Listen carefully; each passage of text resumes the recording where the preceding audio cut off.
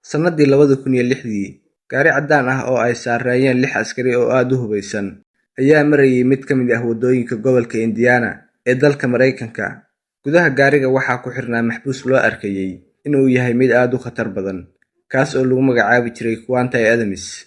Sababta maxbuuskaas sida aadka ah loogu ilaalinayayna waxa ay ahayd in 3 jeer oo hore uu isku dayay inuu ka baxsado 3 xabsi oo kala duwan.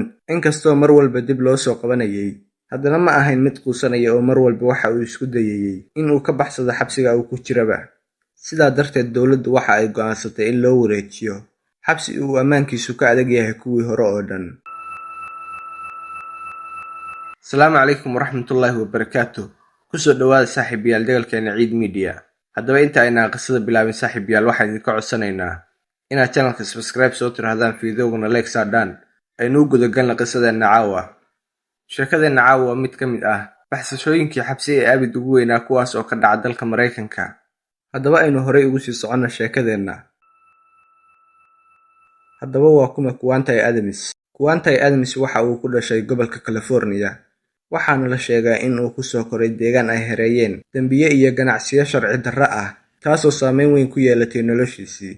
Sannadii 2004, waxa ay ahayd markii ugu horreysay ee booliisku ay xiraan Quantai Adams, iyaga oo markaa ku xukumay 25 sano oo xabsi ah. Markii Quantai xukunka lagu xukumay, aad ayuu uga xumaaday, waxa uuna naftiisa u sheegay inuusan aqbali karin in dhallinyarnimadiisa oo dhan uu ku dhammaysto xabsiga. Fikirkaas ayaana noqday bilowgii qorshayaal baxsasho ah oo isdaba joog ah. Inkastoo dhowr jeer la qabtay isaga oo isku dayay inuu baxsado, haddana weligiis kama uusan tanaasulin riyadiisii ahayd inuu xorriyadiisa dib u helo. Intaasina waa taariikhda hordhaca ah ee Quantai Adams. Aynu dib ugu soo laabanna gaarigii xabsiga u socday. Markii uu gaarigu xabsigii loo waday soo gaaray, Quantai waxa uu bilaabay in uu indhaha la raaco hareeraha iyo darbiyada xabsiga. Intii aan albaabka la gelinna waxa uu bilaabay in uu daraaseeyo wax walba oo ay indhihiisu qabanayaan. Waxa uuna tirinayay kaamiradaha ku rakiban xabsiga bannaankiisa, isagoo dhanka kalena eegayay dhaqdhaqaaqa ilaalada xabsiga. Sidoo kalena waxa uu maskaxdiisa ku sawiranayay qaabka amniga xabsiga loo dhisay. Inkastoo uu u arkayay nidaam aad u adag, haddana fikradiisii ahayd inuu xabsigan mar uun ka baxsado, marna kama uusan tanaasulin. Markii xabsiga gudaha loo soo geliyay, waxa uu ogaaday in xabsigan ammaankiisu uu ka duwan yahay xabsiyadii horey loo soo mariyay oo dhan. Albaab walba oo xabsiga ahna waxa ilaalinayay nidaam elektaroonik ah, halkii furayaal caadi ah lagu furin lahaana ilaaladu waxa ay ku furiyeen albaabada iyaga oo adeegsanaya aqoonsiga farahooda. Albaabkii koowaad waa ay ka soo gudbeen, kii labaad si la mid ah waa ay ka soo gudbeen, ilaa kii saddexaad oo ahaa kii ugu dambeeyay ay ka soo gudbeen. Intaas oo dhanna waxa ay adeegsanayeen aqoonsiga faraha iyaga oo albaabka iskaga furayay. Quantai markii qolkiisa la geeyay, waxa uu dareemay in dunida inteeda kale oo dhan laga gooyay. Sariirtii qolkiisa taallay ayuuna Quantai dusha uga fariistay, isaga oo si qoto dheer uga fikiraya sida uu maalin uun uga baxsan lahaa xabsigan. Wax yar kadib, isaga oo qolkiisa dhex socda, ayaa uu si lama filaan ah u maqlay cod ka soo yeeraya saqafka sare ee qolka, kaas oo ku leh Quantai kor soo eeg. Markii uu kor eegay, waxa uu arkay kaamirado iyo samaacado si toos ah ula socda dhaqdhaqaaqiisa. Mid ka mid ah ilaalada ayaana u sheegay in uu joojiyo socodka badan, iyo in ay halkaa kala socon doonaan 24 saac ee maalintii. Daqiiqado yar kadibna, isla ilaaliyihii ayaa Quantai qolka ugu yimid. Waxa uuna eegay wejigiisa isaga oo ku yidhi, "Waan ognahay inaad ka fakarayso sidaad uga baxsan lahayd xabsigan, laakiin taas maskaxdaada ka saar. Qofna kama baxsan karo xabsigan, horeyna cidna ugama baxsan." Inkastoo hadalkaasi uu Quantai dhaawacay, haddana Quantai waa uu iska aamusay. Maalmihii ayaa sii socday, Quantaina waxa uu la qabsaday jadwalka adag ee xabsigan. 24 saac ee maalintiina, saacad walba qolkiisa waa la baari jiray. Dhaqdhaqaaq walba oo uu sameeyana kaamirada ayaa duubi jiray. Xilliga maxaabiista loo ogolaanayay in ay bannaanka u soo baxaanna, 3 ayaa loo sii dayn jiray. Muddo kooban kadibna waxaa lagu celin jiray qolalkoodii. Quantaina wax hadal badan ah ma uusan samayn jirin. Waxa uuna sugayay hal jaanis oo keliya, iyo fursaddii uu ku bilaabi lahaa qorshaha ugu weyn noloshiisa oo dhan.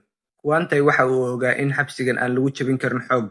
Sidaa darteed, waxa uu raadinayay meel yar oo nidaamka amnigu uu ka liito.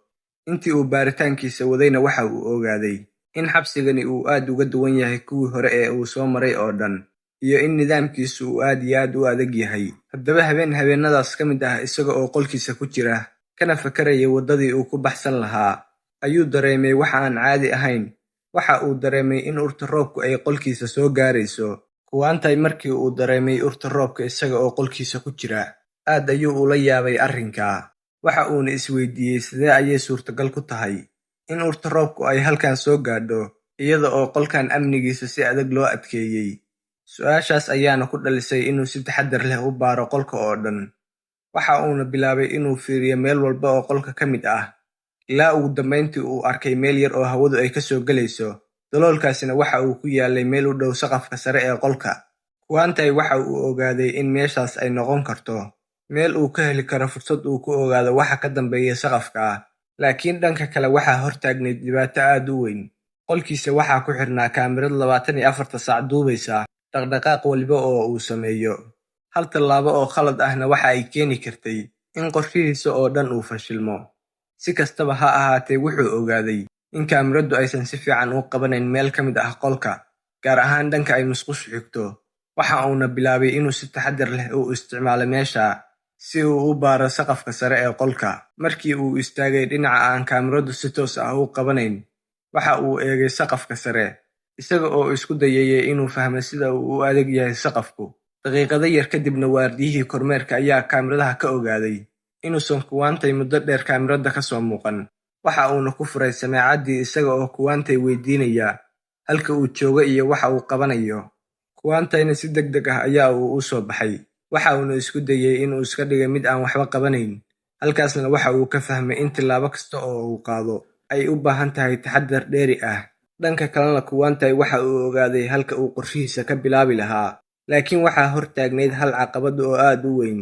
Waxa uuna isweydiinayay sidee ayaad ku heli kartaa qalab aad ku jabiso saqafka sare ee qolka, iyada oo xitaa wax bir ah aan la ogolayn in xabsiga gudihiisa lala soo galo. Maalin maalmaha ka mid ah, Kuwantay Adams waxa uu ku jiray daaradda xabsiga, isaga oo sugaya wakhtiga kooban ee loo ogolaa maxaabiista in ay bannaanka u baxaan. Intii uu halkaas joogayna waxa uu maqlay 2 maxbuus oo wada hadlaya, iyada oo mid ka mid ah maxaabiistu uu sheegayay inuu xaaskiisa u dirsan doono keeg si ay bannaanka uga soo qaado.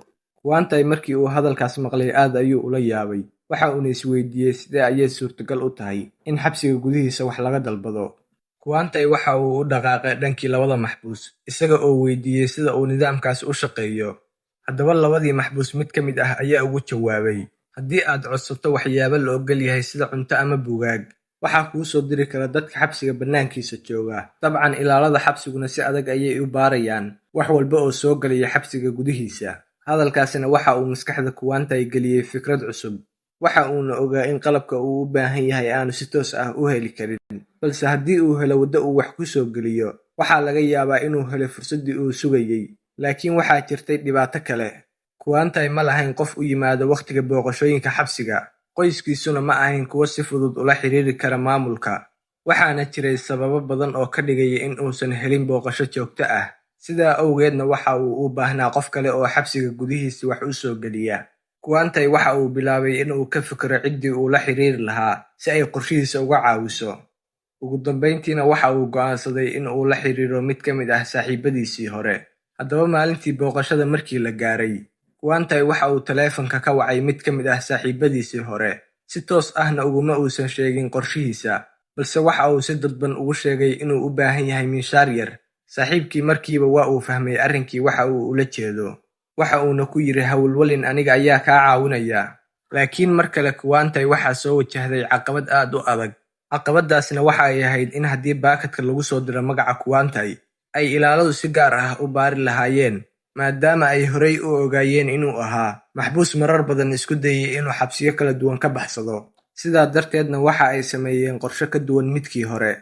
Minshaartii yarayd waxaa si xeeladaysan loogu soo qariyay buug gudihiis, balse buugga laguma soo dirin magaca Kuwantay, ee waxaa lagu soo diray magaca maxbuus kale oo ku xirnaa isla xabsigan, kaas oo qorshaha la socday. Dhowr maalmood kadibna baakadkii waxa uu soo gaaray xabsigii. Ilaaliyihiina waxa uu bilaabay in uu mid mid ugu qaybiyo alaabtii loo soo diray maxaabiista. Ugu dambeyntiina buuggu waxa uu gaaray maxbuuskii loogu talagalay. Maxbuuskiina waxa uu soo gaarsiiyey Kuwantay. Fursaddii uu muddo sugayay Kuwantayna waa ay timid. Waxa uuna gacanta ku dhigay qalabkii ugu muhiimsanaa ee uu ka bilaabi lahaa qorshihiisa baxsashada xabsiga. Haddaba habeenkii xigay markii maxbuus walba qolkiisa la geeyey, Kuwantay waxa uu hubiyey in wax walba ay caadi yihiin. Kadibna waxa uu qabtay dhankii musqusha, halkaas oo ahayd meesha kaliya ee kaamiradu aanay si toos ah u qabanayn. Kadibna waxa uu istaagay dhankii dusha sare ee suuliga, dabadeedna waxa uu soo saaray miinshaarkii yaraa ee uu sida qarsoodida ah ku soo helay. Isagoo taxaddar badan muujinaya ayuuna bilaabay inuu saqafka si tartiib tartiib ah u jaro. Laakiin wax yar kadib qayb yar oo saqafka ka mid ah ayaa waxa ay samaysay dhawaq aad u weyn. Dhawaqaasina waxaa maqlay maxaabiistii qolalka kale ku jirtay. Kadibna qayb ka mid ah ayaa waxa ay si kaftan ah u weydiiyeen Kuwantay inuu isku dayayo inuu xabsiga ka baxsado. Hadalkaasina kaftan ayaa uu iska ahaa, mana jirin qof rumaysan inuu jiro qof isku dayi kara inuu xabsigan ka baxsado. Laakiin Kuwantay markaaba waxa uu garwaaqsaday in habkan uusan shaqaynayn. Waxa uuna ogaaday in markasta oo uu saqafka gooyo, uu samaynayo sawaxan si fudud lagu maqli karo. Habeenkaasna waxba ma uusan sii wadin, hawshiina waa uu joojiyey. Waxa uuna fariistay sariirtiisa isaga oo ka fikiraya xal kale. Muddo yar kadibna fikrad cusub ayaa maskaxdiisa ku soo maaxatay. Waxa uuna xasuustay in maxaabiista xabsiga ku jirta ay caado u lahaayeen inay habeenkii isku qaadaan heese raab ah, mararka qaarkoodna ay cod dhawaqiisu sarreeyo isku caayaan. Maalinkii xigay si qarsoodi ah ayaa waxa uu bilaabay inuu isku diro maxaabiista.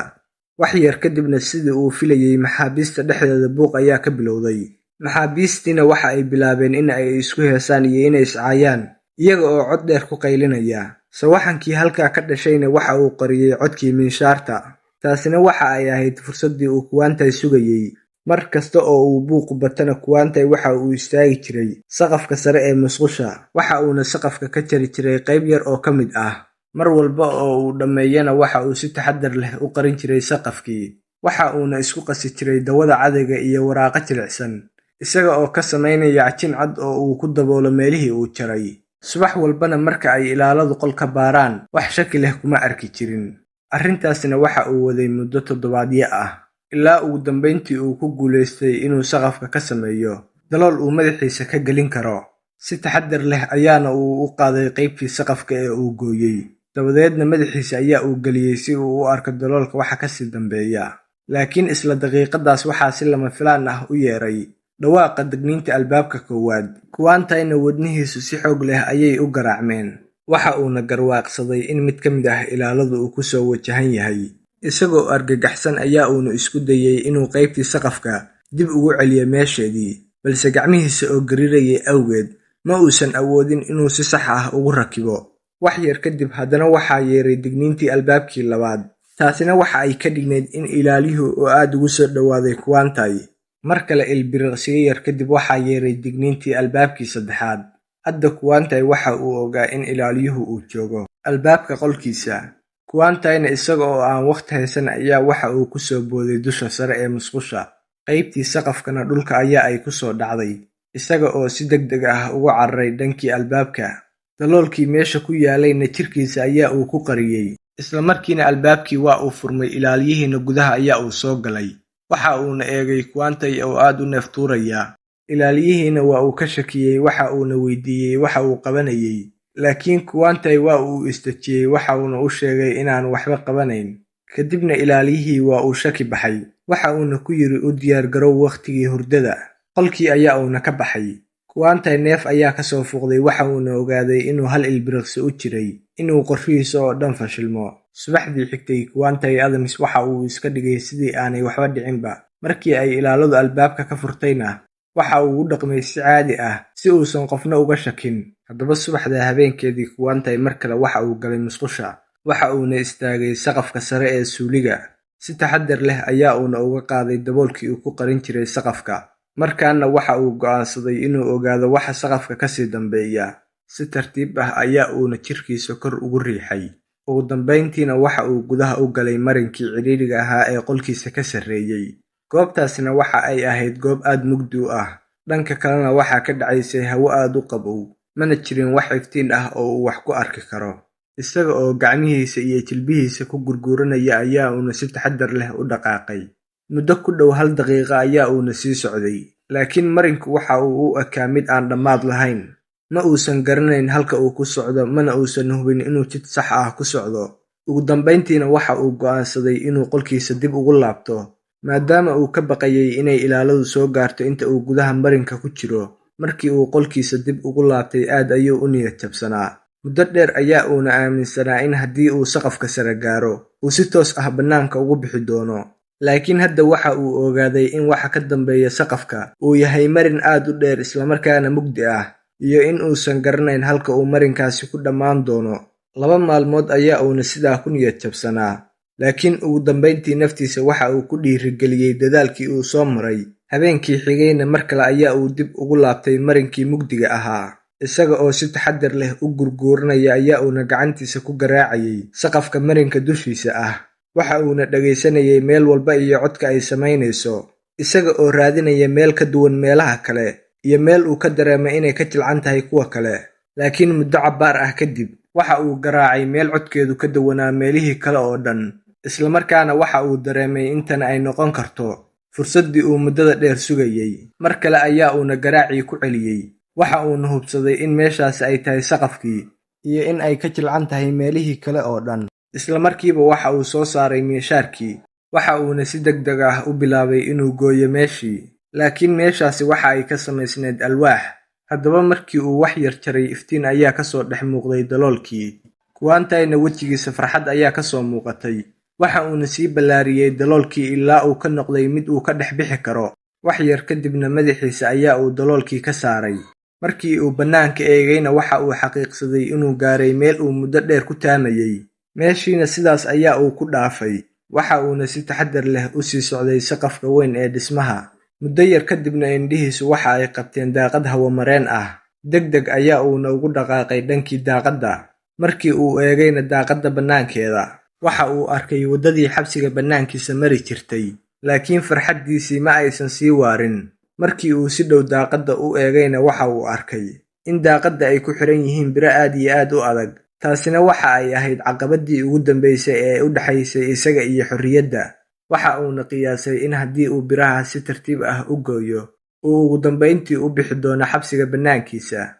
Laakiin inta uusan shaqada bilaabin waxa uu go'aansaday inuu maalmo yar xaaladda sii daraaseeyo.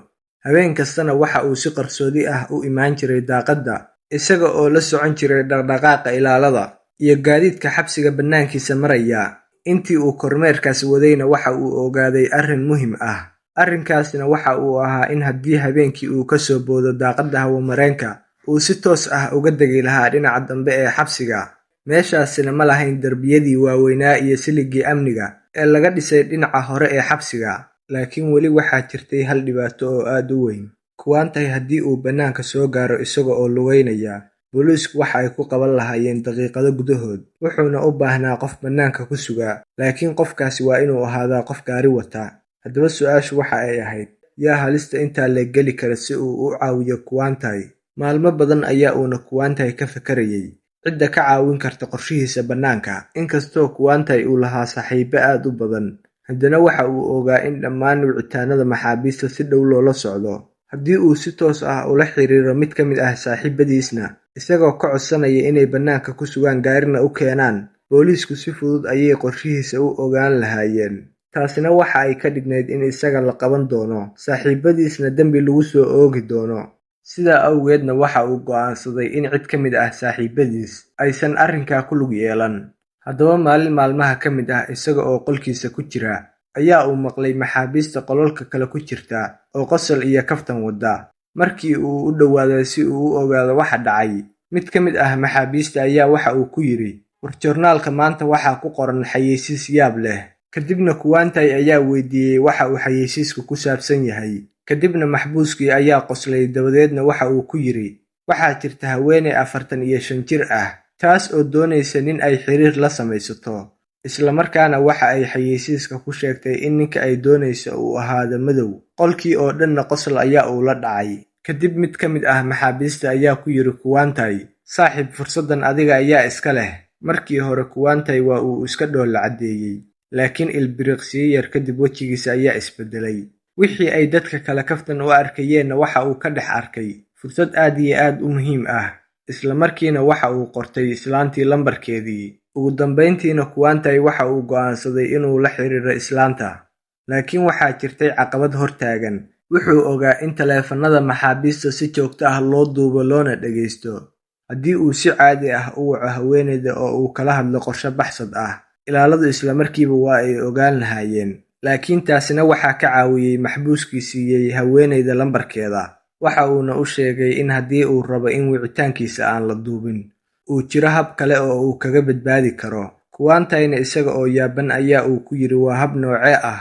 Haddaba maxbuuskii waxa uu u sheegay in ay jiraan siligyo kala duwan. Haddii uu Kuwantay ku guulaystana in uu beddelo siligga saxda ah, uusan wicitaankiisu mari doonin khadka ay ilaaladu dhageystaan. Kuwantayna sidii ayaa uu sameeyey oo waxa uu beddelay siliggii saxda ahaa. Kadibna waxa uu wacay lambarkii. Haddaba xoogaa uu dhacayay kadib haweeneydii ayaa ka qabatay. Waxa uuna ku yidhi waxaan arkay xayeysiiskaagii. Waxaana u malaynayaa inaan ahay qofkii aad raadinaysay. Kadibna haweeneydii iyada oo dhoolla caddaynaysa ayaa ay ugu jawaabtay, xaggee ayaad iga soo wacaysaa? Kuwantayna dhowr ilbiriqsi ayaa uu aamusay. Kadibna waxa uu si deggan ugu sheegay in uu ka soo wacayo xabsiga gudihiisa. Islaantiina hadalkaa aad ayay ula yaabtay.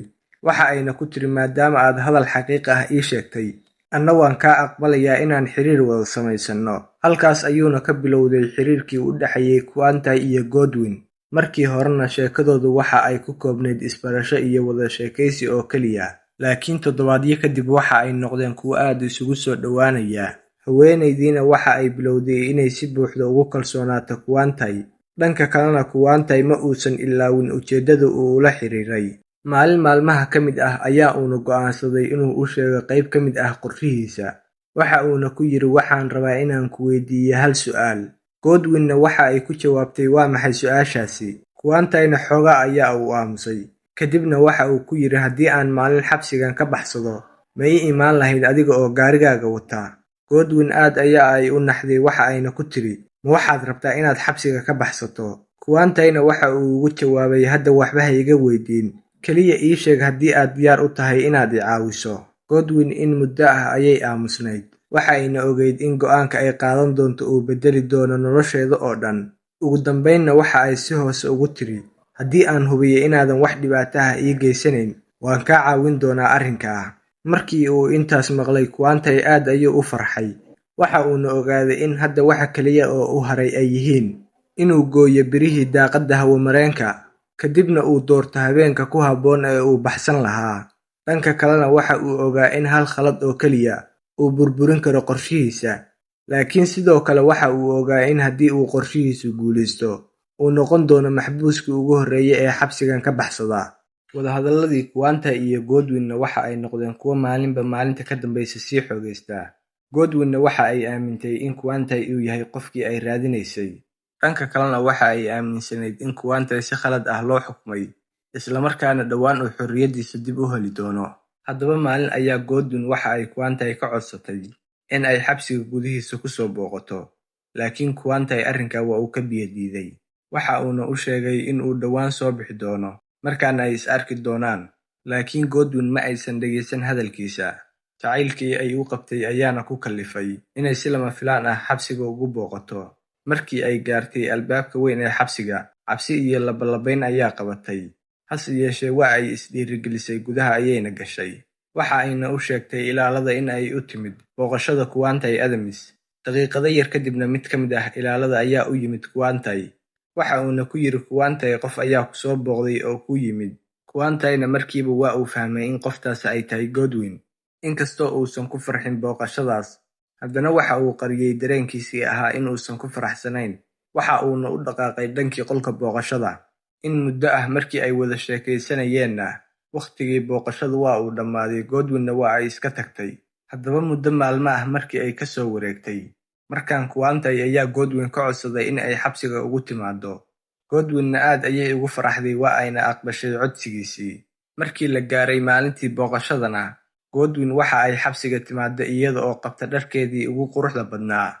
Markii ay is hor fadhiisteenna ma uusan rabin inuu cod dheer kula hadlo, maadaama uu ogaa in ilaaladu ay dhegaysanayaan. Wuxuuna si tartiib ah farta ugu fiiqay bashimihiisa, isagoo u sheegaya in ay akhrido waxa uu afka ka sheegayo. Kadibna si aamusnaan leh ayaa uu ugu sheegay, waxaan u baahnahay caawimaadaada. Laakiin Godwin waa ay fahmi weyday. Markaas kadib Kuwantay waxa uu si deggan ugu dhiibay warqad u ekayd mid iska caadi ah. Waxa uuna dhowr jeer u sheegay in ay fiiriso shaambadda warqadda gadaasheeda ku dheggan. Haddaba booqashadii markii ay dhammaatay, Godwin warqaddii ayaa ay horay u sii qaadatay. Markii ay gaarigeeda dhex tagtay ayayna warqaddii furtay. Laakiin warqaddii waxa ay ahayd mid maran. Iyadoo yaaban ayaa ayna xasuusatay meeshii uu Kuantai farta ugu fiiqayay. Waxa ayna si taxaddar leh u fiiqday shaambaddii. Markaas kadib ayaa ay aragtay fariin meesha ku qarsoon. Fariintaasina waxa ay ahayd tilmaamihii ay raaci lahayd si ay baxsadkiisa uga caawiso. Warqaddaasina waxaa ku qornayd markaan kula soo xiriiro, isla markiiba baabuurkaaga la imow dhinaca dambe ee xabsiga, halkaasna igu sii sug. Godwin in muddo ah ayay aamusnayd iyada oo warqaddii gacanta ku haysa. Waxa ayna garwaaqsatay in Kuantai uusan doonayn sii dayn sharci ah, laakiin taas beddelkeeda uu doonayay inuu sifo sharci darro ah ku baxsado. Haddaba qorshihii Kuantai waxa uu marayay heerkiisii ugu dambeeyay. Godwinna waxa ay heshay fariintii qarsoodiga ahayd, waxaana u haray oo keliya in ay sugto wicitaankiisa. Dhanka kalena Kuantai waxa uu si buuxda diiradda u saaray habeenka baxsashadiisa, laakiin weli waxaa hortaagnaa hal caqabad oo aad u weyn. Caqabadaasina waxa ay ahayd in ay qolkiisa ku xirnayd kaamirad 24 saac shaqaynaysa. Sidaa darteedna haddii uu saqafka ka baxo, ilaaladu waxa ay ku ogaan lahaayeen daqiiqado gudahood. Taas macnaheeduna waa in siiriga degniinta la yeedhin doono, qorshihiisuna uu isla markiiba fashilmi doono. Sidaa awgeed, Kuantai waxa uu u baahnaa xeelad kale oo uu kaga baxsado xabsigan, iyo qorshe uu ilaalada kaga dhaadhiciyo in uu weli qolkiisa dhex jiifo. Markii uu arrintaas si aad ah uga fakarayna, waxa uu xasuustay in maxbuus walba la siiyo 2 darees oo dhar ah, kuwaas oo uu midba midka kale ku beddesho. Haddaba maalintii xigtay, Kuantai dharkiisa ayaa uu iska beddelay. Laakiin halkii uu wareejin lahaa dareeskii hore si loogu soo dhaqo, Kuantai waxa uu si qarsoodi ah ugu qariyay meel kaamirada ka dambaysa. Halkaas ayuuna dharkii ku kaydinayay in muddo ah, isaga oo sugaya habeenkii uu fulin lahaa qorshihiisa. Haddaba ugu dambeyntii, habeenkii uu Kuantai muddo bilooyin ah sugayay ayaa la gaaray. Markii albaabada qolalka oo dhan la xiray, xabsiguna uu u muuqday mid deggan, Kuantai Adams waxa uu ogaaday in la gaaray waqtigii uu qorshihiisa fulin lahaa. Waxa uuna sugayay inta ay ilaaladu dhammaynayaan kormeerkoodii caadiga ahaa. Kadibna si deggan ayaa uu ugu dhaqaaqay dhankii musqusha. Waxa uuna ka qaaday daboolkii uu ku qarin jiray daloolka saqafka. Dabadeedna waxa uu kor ugu baxay marinkii ciriiriga ahaa ee uu muddo toddobaadyo ah si qarsoodi ah u diyaarinayay. Laakiin inta uusan bixin, waxa uu sameeyay tillaabadii ugu dambeysay ee lagu marin habaabin lahaa ilaalada xabsiga. Waxa uuna soo qaatay dareeskii uu horay u qariyay. Dharkaas ayaa uuna ka buuxiyey barkimooyin, bustayaal iyo dhar kale, isaga oo ka sameeyay wax u eg qof sariirta jiifa oo kale. Ugu dambeyntiina bustihii ayaa uu dusha ka saaray. Qof kasta oo kaamirada ka arkayana waxa uu u arkayay in Kuantai weli uu sariirtiisa ku jiifo. Haddaba Kuantai waxa uu ku laabtay saqafkii sare. Waxa uuna guurguurtay marinkii mugdiga ahaa ilaa uu gaaray saqafka sare ee dhismaha. Markii uu halkaas gaarayna waxa uu soo aaday dhankii daaqadda ee uu muddo badan daraasaynayay. Waxa kaliya ee isaga iyo bannaanka u dhexeeyana waxa ay ahaayeen birihii daaqadda oo keliya. Haddaba Kuantai minshaartiisii ayaa uu la soo baxay. Waxa uuna bilaabay inuu si tartiib tartiib ah u gooyo birihii.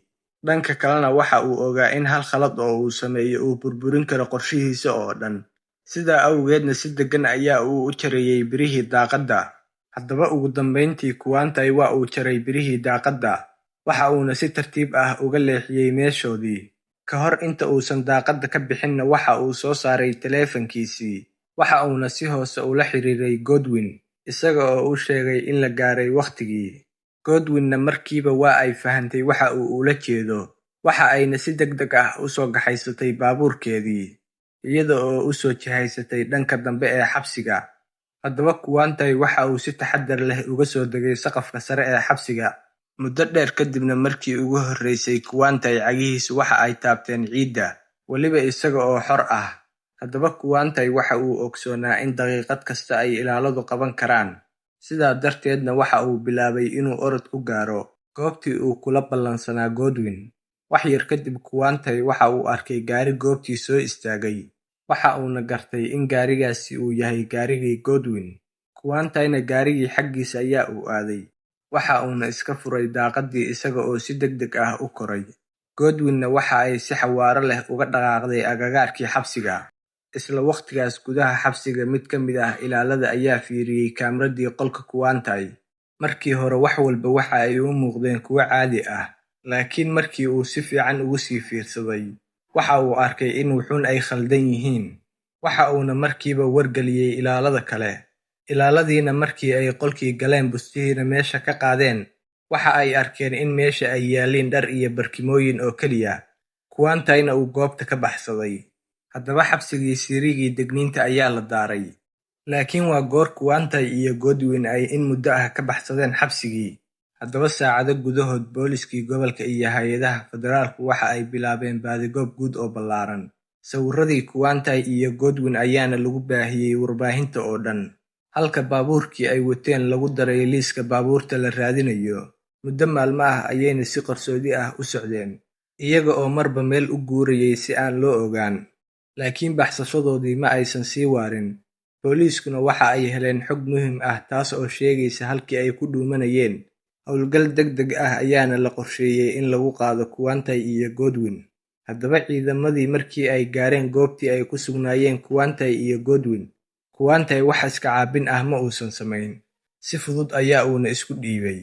Ugu dambayntiina labadoodii waa la soo celiyey. Kuantai-na waxaa dib loogu celiyey xabsigiisii, isaga oo dembigiisii hore loogu daray eedeymo cusub oo ah in uu isku dayay inuu xabsiga ka baxsado, halka Godwin iyadana lagu soo oogay dacwad ku saabsan caawinta maxbuus xabsiga ka baxsanayay. Haddaba saaxiibayaal, aad baad u mahadsantihiin. Qisadeena caawana halkaas ayay noogu egtahay. Wassalaamu calaykum waraxmatullaahi wabarakaatuh.